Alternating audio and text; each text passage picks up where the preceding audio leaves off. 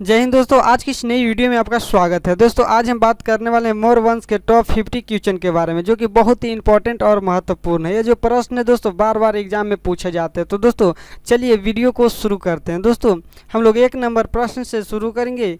1 number प्रश्न में है, मौर्य काल में किसने अर्थशास्त्र की रचना की। तो दोस्तों मौर्य काल में अर्थशास्त्र की रचना चाणक्य ने किए थे। इसका सही उत्तर हो जाएगा ऑप्शन नंबर डी। इसके बाद दोस्तों हम लोग नेक्स्ट प्रश्न को देखेंगे।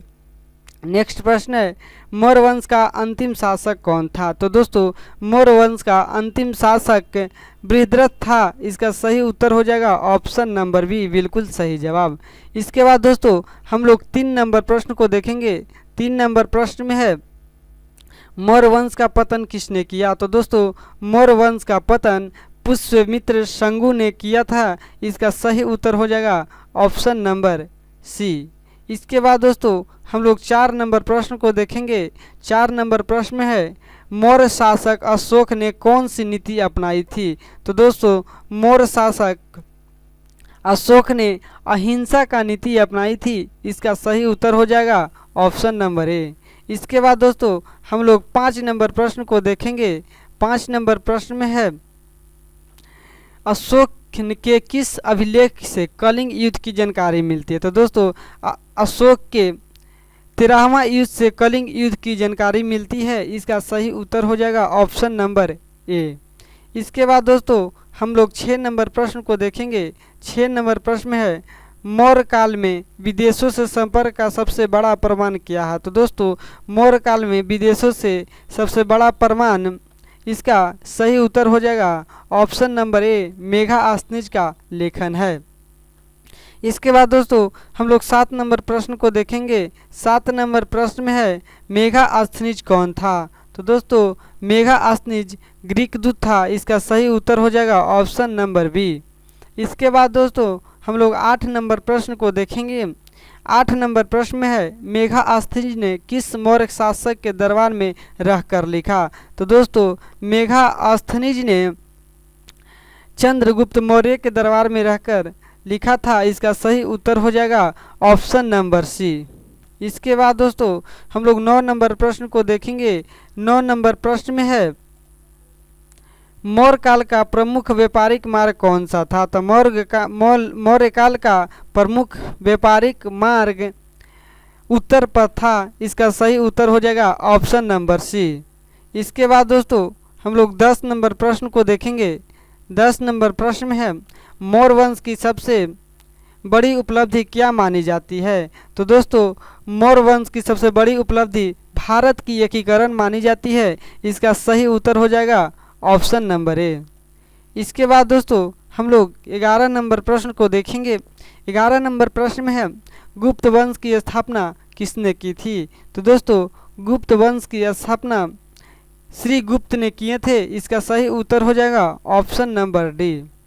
इसके बाद दोस्तों हम लोग 12 नंबर प्रश्न को देखेंगे। 12 नंबर प्रश्न में है, गुप्त साम्राज्य का संस्थापक कौन था जिसे गुप्त वंश का वास्तविक संस्था भी कहा जाता है। तो दोस्तों इसका सही उत्तर हो जाएगा ऑप्शन नंबर ए, चंद्रगुप्त प्रथम। इसके बाद दोस्तों हम लोग 13 नंबर प्रश्न को देखेंगे। 13 नंबर प्रश्न में है, गुप्त साम्राज्य का सबसे प्रसिद्ध शासक कौन था। तो दोस्तों गुप्त साम्राज्य का सबसे प्रसिद्ध शासक समुद्रगुप्त था। इसका सही उत्तर हो जाएगा ऑप्शन नंबर सी। इसके बाद दोस्तों हम लोग 14 नंबर प्रश्न को देखेंगे। 14 नंबर प्रश्न में है, समुद्रगुप्त को किस उपाधि से जाना जाता है। तो दोस्तों समुद्रगुप्त को भारत के नेपोलियन की उपाधि से जानी जाती है। इसका सही उत्तर हो जाएगा ऑप्शन नंबर बी। इसके बाद दोस्तों हम लोग 15 नंबर प्रश्न को देखेंगे। 15 नंबर प्रश्न में है, चंद्रगुप्त द्वितीय को किस उपाधि से जाना जाता। तो दोस्तों चंद्रगुप्त द्वितीय को विक्रमादित्य उपाधि से जाना जाता है। इसका सही उत्तर हो जाएगा ऑप्शन नंबर ए। इसके बाद दोस्तों हम लोग 16 नंबर प्रश्न को देखेंगे। 16 नंबर प्रश्न में है, चंद्रगुप्त द्वितीय के समय प्रसिद्ध चीनी यात्री कौन भारत आया था। तो दोस्तों चंद्रगुप्त द्वितीय के समय प्रसिद्ध चीनी यात्री फहान भारत आया था? इसका सही उत्तर हो जाएगा ऑप्शन नंबर ए। इसके बाद दोस्तों हम लोग 17 नंबर प्रश्न को देखेंगे। 17 नंबर प्रश्न है, गुप्त काल को भारत के इतिहास में किस रूप से जाना जाता है? तो दोस्तों गुप्त काल को भारत में के इतिहास में स्वर्ण युग के नाम से जाना जाता है, रूप में जाना जाता है। इसका सही उत्तर हो जाएगा ऑप्शन नंबर ए। इसके बाद दोस्तों हम लोग 18 नंबर प्रश्न को देखेंगे। 18 नंबर प्रश्न में है, गुप्त काल में कौन सी भाषा और लिपि का प्रयोग मुख्य रूप से होता है? तो दोस्तों गुप्त काल में भाषा का प्रयोग होता था संस्कृत और ब्राह्मी। इसका सही उत्तर हो जाएगा ऑप्शन नंबर ए। इसके बाद दोस्तों हम लोग 19 नंबर प्रश्न को देखेंगे। 19 नंबर में है, गुप्त काल में नवरत्न किसके दरबार में थे? तो दोस्तों गुप्त काल में नवरत्न चंद्रगुप्त द्वितीय के दरबार में थे। इसका सही उत्तर हो जाएगा ऑप्शन नंबर ए। इसके बाद दोस्तों हम लोग 20 नंबर प्रश्न को देखेंगे। 20 नंबर प्रश्न में है, गुप्त वंश का पतन किसके आक्रमण से हुआ था? तो दोस्तों गुप्त काल का पतन इसका हुआ था हुन के। तो दोस्तों इसका सही उत्तर हो जाएगा ऑप्शन नंबर ए। यानी दोस्तों गुप्त वंश का पतन किसके आक्रमण से हुआ था? तो हुन के आक्रमण से हुआ था। सही उत्तर हो जाएगा ऑप्शन नंबर ए।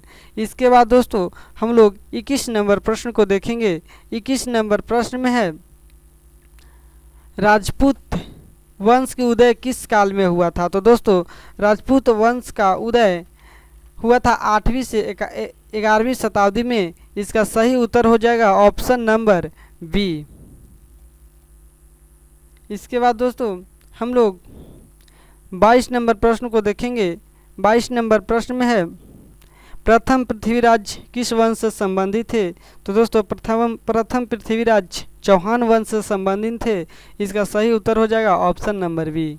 इसके बाद दोस्तों हम लोग 23 नंबर प्रश्न को देखेंगे। 23 नंबर प्रश्न में, चित्तौड़गढ़ के प्रसिद्ध राजा कौन था?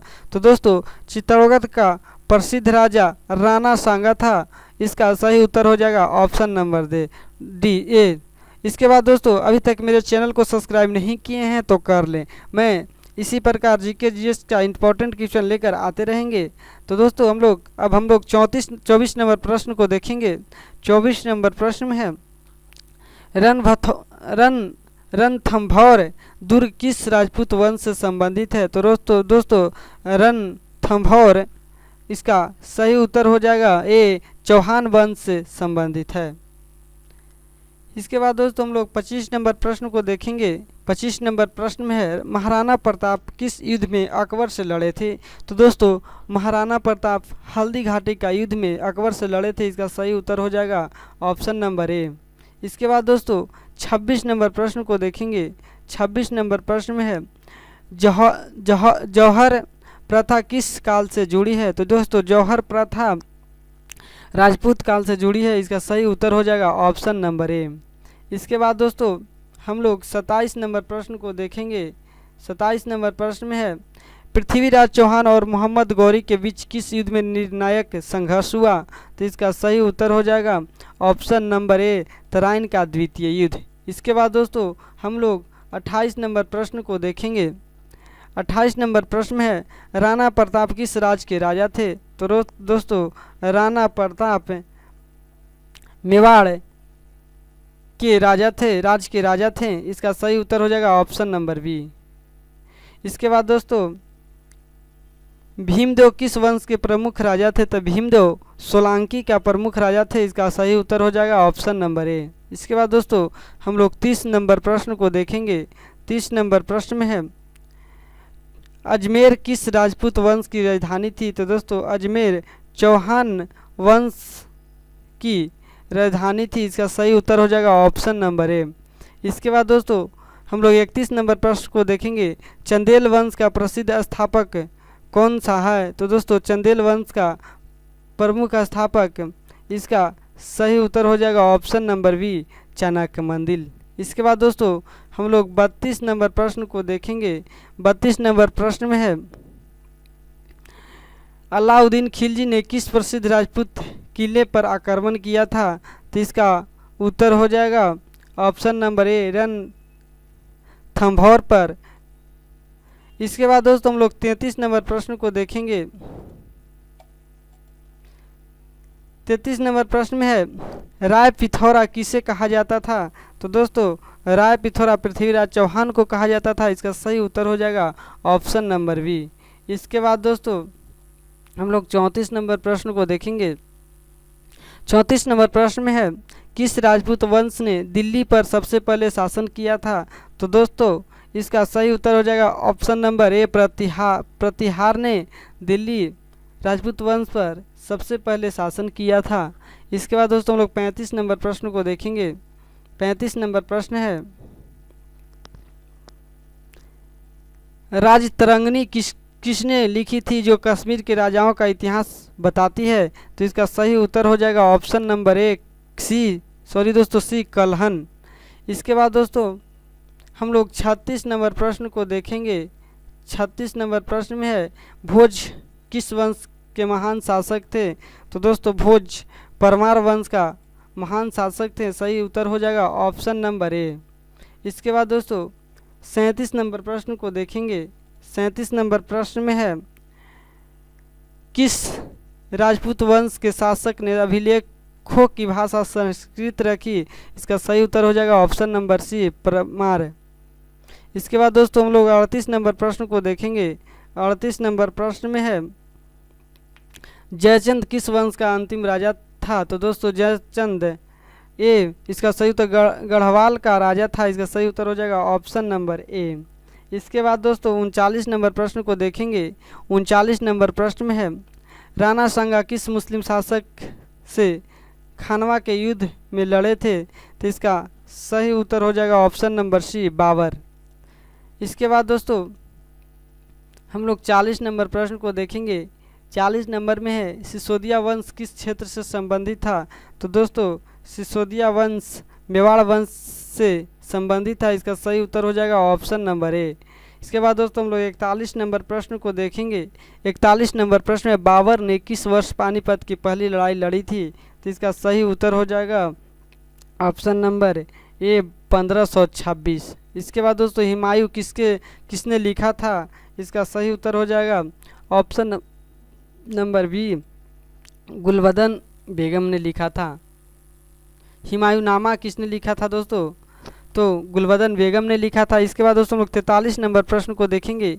43 नंबर प्रश्न है अकबर ने दीन ए इलाही किस वर्ष शुरू किया था। तो दोस्तों इसका सही उत्तर हो जाएगा ऑप्शन नंबर ए